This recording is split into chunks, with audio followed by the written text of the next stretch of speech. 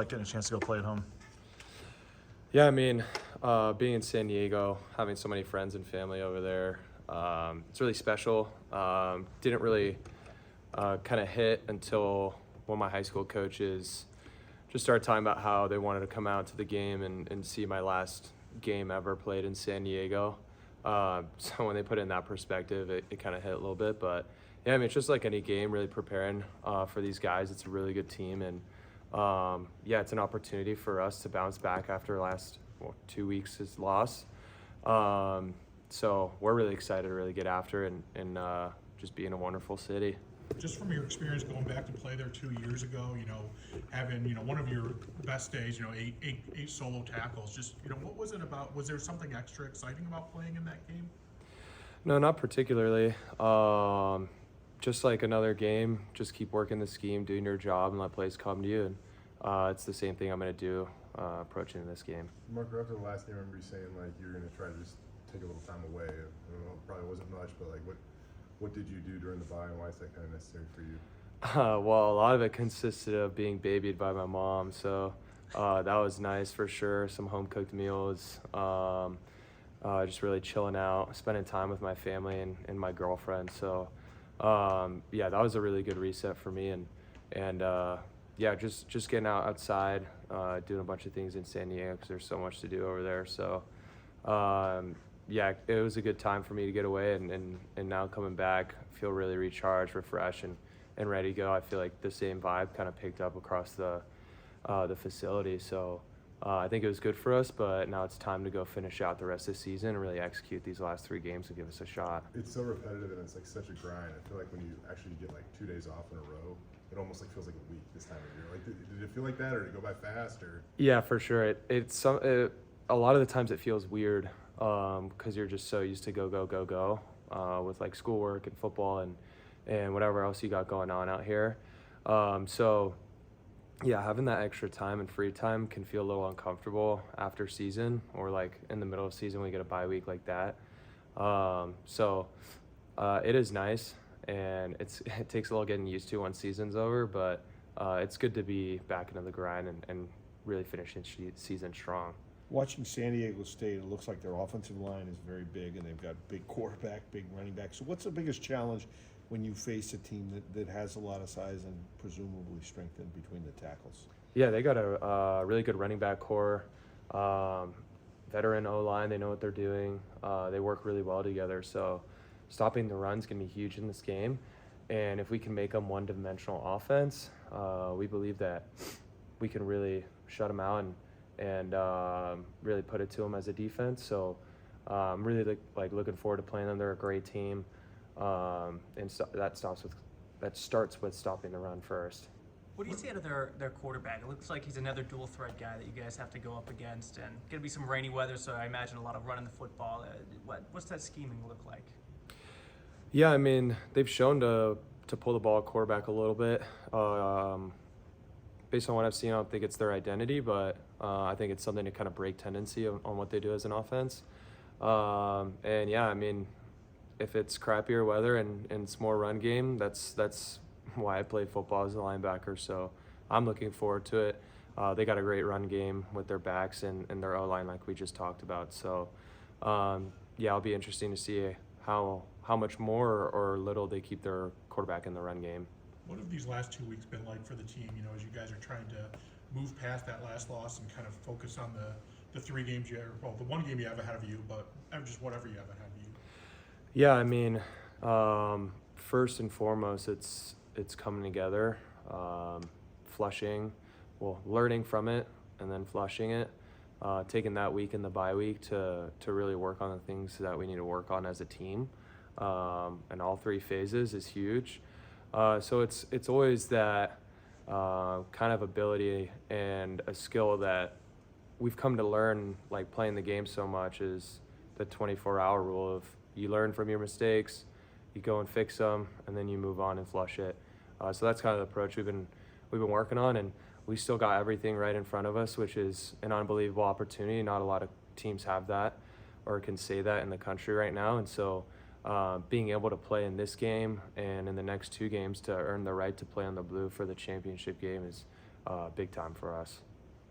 I mean, you guys aren't in this position a lot where everyone kind of counts you out. I mean, you're underdogs in the game, and you got a backup quarterback starting, and a lot of people are kind of like around the conference are kind of like, oh, they're there for the taking or whatever. I mean, how do you guys kind of enjoy that underdog kind of role, chip on your shoulder, where no one's giving you a chance? You don't deal with it a lot, but it would seem like this is the kind of game where you guys kind of thrive in sometimes. Yeah, I think our whole program's built on having that chip on our shoulder and being the underdog. Just historically, everything this program has been started as and obviously built up to now has been that underdog story. And so I don't view ourselves as underdogs. Nobody views ourselves as underdogs in the facility. And I'm sure SDSU doesn't either. They know the fight they're getting into, and we know the fight we're getting into, and we're excited to play a high-level team in high competition. What do you like about matchups like this where it's two conference heavyweights going at each other? Yeah, I mean, it's just an opportunity for us to compete. That's really all it is. It's exciting to play a really good team and really play for a lot at stake.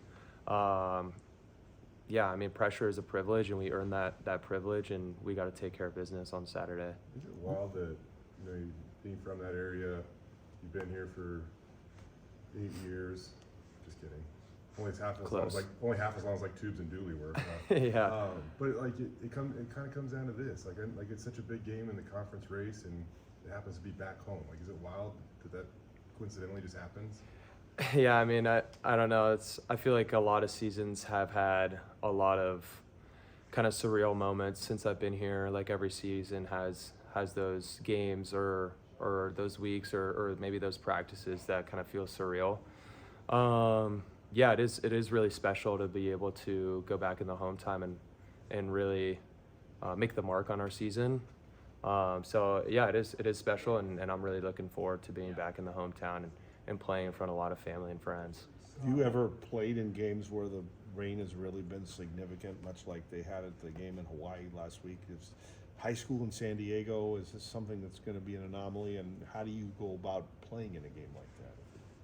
Yeah, I mean, we've played in a lot of different weather conditions, and I wouldn't say, I mean, it definitely plays a factor on how the game goes, but I wouldn't say it plays a factor in our performance and how we execute. In terms of San Diego, I can't really remember I mean, unless I was playing Pop Warner. I remember a lot of Pop Warner games where it was really mucky and rainy out, and those were a ton of fun. So kind of just take that same mindset of just going out there, enjoy the game, play the game for what it is, and just enjoy being around the guys on the team. What was your favorite thing about growing up in San Diego?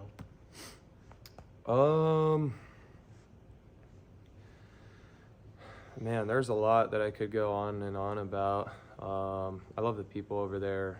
My family was over there. I mean, there's so much you can do and really get into over there. Really big city, but also feels small at the same time. But yeah, I love that place more than anything. And just like this place, it's been home for me for a while. And I share that same love that I have for this place as I do for San Diego, because I have a lot of family there still.